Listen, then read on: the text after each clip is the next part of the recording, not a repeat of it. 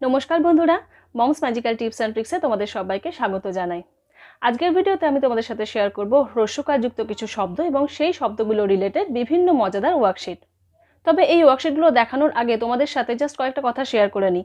বাচ্চাদেরকে যখন বাংলা শেখাবে তখন কিন্তু অবশ্যই এই ধরনের খাতাতে লেখাবে। তোমরা জাস্ট একটু দেখে নাও, এই ধরনের খাতায় কিন্তু লেখাবে, কারণ কারচিহ্নগুলো বাংলার ক্ষেত্রে বিভিন্ন কারচিহ্নর পজিশন তো এক এক রকম হয়। হ্রস্বীকারটা যেমন বর্ণের আগে হয়, দীর্ঘিকারটা পরে হয়, হ্রস্বকার, দীর্ঘকার, ঋকার এগুলো যেমন বর্ণের পায়ের কাছে হয়, নিচের দিকে হয়। তো এই ধরনের খাতায় লেখার ফলে কিন্তু বাচ্চাদের এই কারচিহ্নগুলোর পজিশনগুলো ঠিকঠাক বুঝতে সুবিধা হবে। এবং এই কারচিহ্নগুলো শেখানোর সময় তোমাদের আরেকটা কমন ওয়ার্কশিট বাচ্চাদেরকে দিয়ে করাতে হবে, সেটা জাস্ট আমি একটু বোর্ডে তোমাদের দেখিয়ে নিচ্ছি। যখন যে কোনো কারচিহ্ন শেখাবে তখন দেখো এই ধরনের ওয়ার্কশিট কিন্তু অবশ্যই করবে। যেমন ধরো কোনো বর্ণের সাথে, যে কোনো বর্ণের সাথে কারচিহ্নগুলো যোগ করে কতগুলো বর্ণ লিখে দিলে, যেমন কয়ে হ্রস্বী,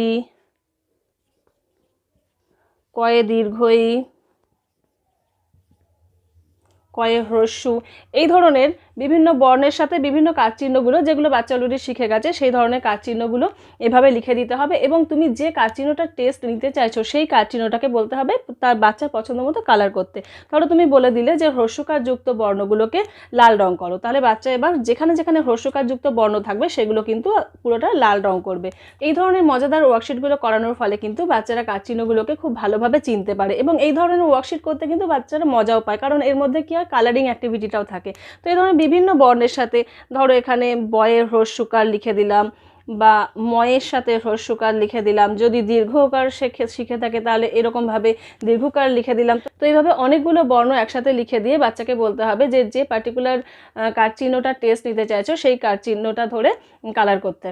বা একই সাথে অন্য কারচিহ্নগুলো বলা যেতে পারে যে হ্রস্বীকার যুক্তগুলোকে লাল করো, হ্রস্বকার যুক্তগুলোকে হলুদ করো। এইভাবে কিন্তু এই ধরনের কালারিং অ্যাক্টিভিটি বাচ্চাদেরকে দিয়ে করানো যেতে পারে। এটা প্রত্যেকটা কারচিহ্নের ক্ষেত্রে কিন্তু একটা কমন ওয়ার্কশিট, যার জন্য আমি তোমাদের কিন্তু প্রথমে এটা দেখিয়ে দিলাম। এবার চলো আমি তোমাদের সাথে বিভিন্ন হ্রস্বকারযুক্ত শব্দগুলো এবং সেটা রিলেটেড বিভিন্ন ওয়ার্কশিটগুলো শেয়ার করে নিই। আর একটা জিনিস তোমাদের বলে রাখি, যখন আমি ওয়ার্কশিটগুলো দেখাবো তখন কিন্তু চাইলে তোমরা সেগুলো স্ক্রিনশট নিয়ে রাখতে পারো, যাতে পরে বাচ্চাদেরকে ওগুলো দেখে দেখে বানিয়ে দিতে পারো। আর এর সাথে সাথে তোমাদের আরেকটা ছোট্ট রিকোয়েস্টও করতে চাই, যদি ওয়ার্কশিটগুলো দেখে তোমাদের ভালো লাগে তাহলে প্লিজ ভিডিওটাকে লাইক করো এবং অন্যদের সাথে শেয়ারও করো। আর এই চ্যানেলে যদি তুমি নতুন হয়ে থাকো তাহলে প্লিজ চ্যানেলটাকে সাবস্ক্রাইব করো। তাহলে চলো এবার ওয়ার্কশিটগুলো তোমাদেরকে দেখিয়ে নিই। এখানে দেখো বন্ধুরা, আমি হ্রস্বকারযুক্ত শব্দগুলো আগে এখানে লিখে রেখেছি। তো এগুলো পড়ানোর সময় বাচ্চাদেরকে কিভাবে পড়াতে হবে সেটা আগে একটু বলে নিই। যেমন দেখো এখানে রয়েছে ফুল, তো ফয়ে হ্রস্যু ফু ল ফুল, চয়ে হ্রস্যু চু ল চুল। এইভাবে কিন্তু বাচ্চাদেরকে ভেঙে ভেঙে পড়াতে হবে। তো প্রথমে ভেঙে ভেঙে পড়ানোর পরে বাচ্চা যখন ভালোভাবে শিখে যাবে তখন কিন্তু টানাও পড়ানো যেতে পারে। এইভাবে ফয়ে হ্রস্যু ল ফুল, চয়ে হ্রস্যু ল চুল, ময়ে হ্রস্যু খ মুখ, এইভাবে কিন্তু পড়ানো যেতে পারে। তো আমি এখানে অল্প কয়েকটা শব্দই রেখেছি, তোমরা চাইলে এর সাথে আরও কয়েকটা শব্দ যোগ করতে পারো। এবার চলো দেখে নিই যে এই শব্দগুলো রিলেটেডই কী কী ওয়ার্কশিট এখানে রয়েছে। প্রথম যে ওয়ার্কশিটটা রয়েছে, সঠিক বর্ণের সাথে হ্রস্বকার যোগ করে শব্দ গঠন করো। তো বাচ্চা যদি আগে ওই শব্দগুলোর বানানগুলো খুব ভালোভাবে মুখস্থ করে থাকে তাহলে কিন্তু এই ওয়ার্কশিটটা খুব ভালোভাবে বাচ্চা করতে পারবে। এখানে কোন জায়গায় হ্রস্বকার বসবে, ফয়ের সাথে বসবে, তাই তো আগে বাচ্চা অলরেডি পড়েছে ফয়ে হ্রস্যু ফু ল ফুল। এখানে বা এটার ক্ষেত্রে ময়ে হ্রস্যু খ মুখ। এইভাবে কিন্তু বাচ্চাকে বলতে হবে এখানে প্রত্যেকটা শব্দ লিখতে এবং সঠিক জায়গায় হ্রস্বকার যোগ করে। এরপরে দেখি নেক্সট ওয়ার্কশিটটা আমাদের কি আছে, সাজিয়ে লেখো। এটার ক্ষেত্রেও কিন্তু বাচ্চাকে ওই বানানগুলো খুব ভালোভাবে মুখস্থ রাখতে হবে, তবে কিন্তু এগুলো লিখতে পারবে। এক্ষেত্রে যেমন দেখো এটা কি হবে, ময়ে হ্রস্যু খ মুখ। তো বাচ্চাকে এখানে লিখতে হবে ময়ে হ্রস্যু খ মুখ। দুই বর্ণের শব্দের ক্ষেত্রে নয় ঠিক আছে, বাচ্চা এটাকে আগে লিখলো এটাকে পরে লিখলো, হয়ে গেল। এই বর্ণটাকে আগে দিল এই বর্ণটাকে পরে দিল, হয়ে গেল, বুঝতে পারলো যে একটা অর্থপূর্ণ শব্দ হলো। কিন্তু তিন বর্ণের শব্দের ক্ষেত্রে বাচ্চা যদি বানান ঠিকঠাক মুখস্থ না থাকে তাহলে কিন্তু এগুলো তার পক্ষে করা খুবই কঠিন হয়ে যায়। এক্ষেত্রে যেমন দেখো কি হবে, এটা পয়ে হ্রস্যু তয়ে হ্রস্যু ল পুতুল। তো পুতুলের বানান যদি মনে না থাকে তাহলে বাচ্চা তো এখানে ঠিকঠাকভাবে সাজিয়ে লিখতেই পারবে না। যার জন্যই বলছি বাচ্চাকে দিয়ে প্রথমে বানানগুলো মুখস্থ করানো কিন্তু খুবই দরকার। এবং বাচ্চার বানান মুখস্থের ক্ষেত্রে যদি কোথাও কোনো সমস্যা হয়ে থাকে তাহলে এই ওয়ার্কশিটগুলোর মাধ্যমে কিন্তু সেগুলো ঠিক হয়ে যাবে। এবং বারবার করে এই ওয়ার্কশিটগুলো দেওয়ার ফলে বানানও মুখস্থ হয়ে যাবে এবং টেস্ট নেওয়া হয়ে যাবে যে বানানগুলো ঠিকঠাক মুখস্থ হয়েছে কিনা। এবারে দেখি আমরা নেক্সট ওয়ার্কশিট কি আছে, মানে 3 নম্বর ওয়ার্কশিটটাতে রয়েছে বন্ধনী থেকে সঠিক হ্রস্বকার যুক্ত বর্ণ বেছে নিয়ে শূন্যস্থান পূরণ করো।